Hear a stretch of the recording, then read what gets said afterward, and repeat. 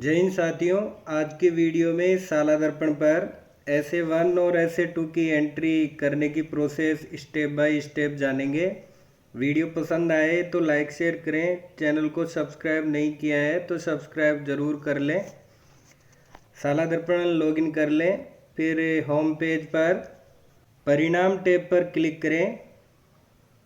फिर परीक्षा परिणाम प्रविष्टियाँ टैब पर क्लिक करें। यहाँ पर समेटिव असेसमेंट ऐसे एंट्री अर्थात योगात्मक मूल्यांकन टैब पर क्लिक कर दें। दिए गए नोट को रीड अवश्य कर लें। मूल्यांकन परिणाम प्रविष्टि अनलॉक की सुविधा संबंधित ब्लॉक कार्यालय के हेल्प डेस्क टैब में उपलब्ध है।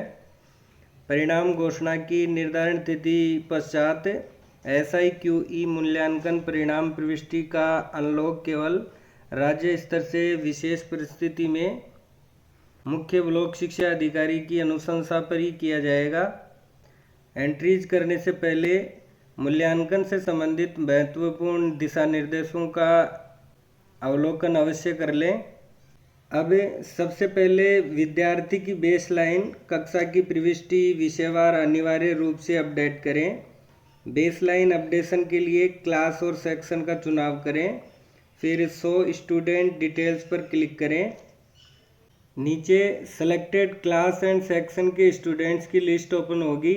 यहाँ फिलहाल SA1 व SA2 की एंट्री में क्रॉस शो हो रहा है। अभी SA1 और SA2 की एंट्री स्टार्ट हुई है। इन फ्यूचर SA3 की एंट्री भी इसी प्रोसेस के अकॉर्डिंग होगी। SA1 की एंट्री करने के लिए दिए गए क्रॉस आइकन पर क्लिक करें।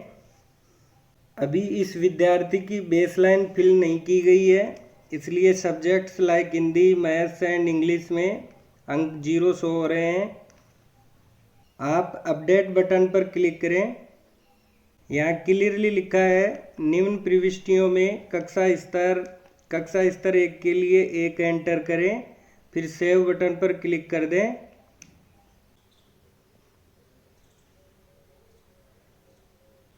जैसे ही सेव करेंगे student details has been add और अपडेटेड सक्सेसफुली का संदेश आएगा।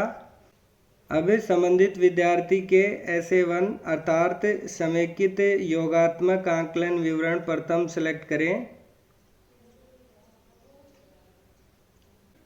अब सब्जेक्ट सेलेक्ट करें, वो बटन पर क्लिक कर दें।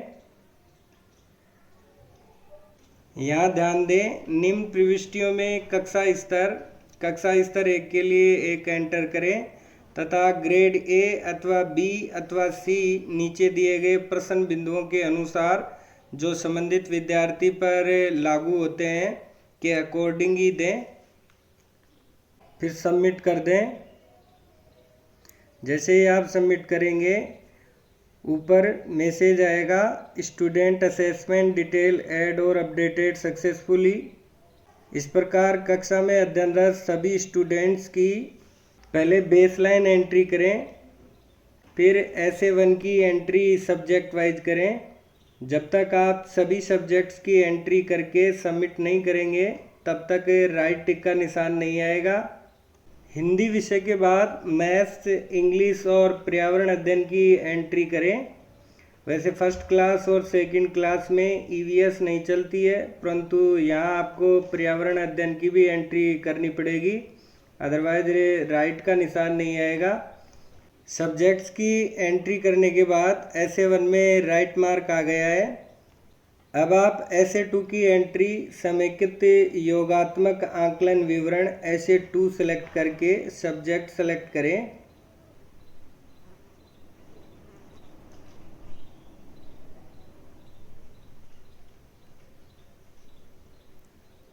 यहाँ भी कक्षा स्तर 1 के लिए 1 एंटर करें और ग्रेड A अथवा B अथवा C दिए गए प्रश्न बिंदुओं के आधार पर संबंधित विद्यार्थी की क्षमता और योग्यता के आधार पर निर्धारित करें। चैनल से जुड़े रहें। धन्यवाद।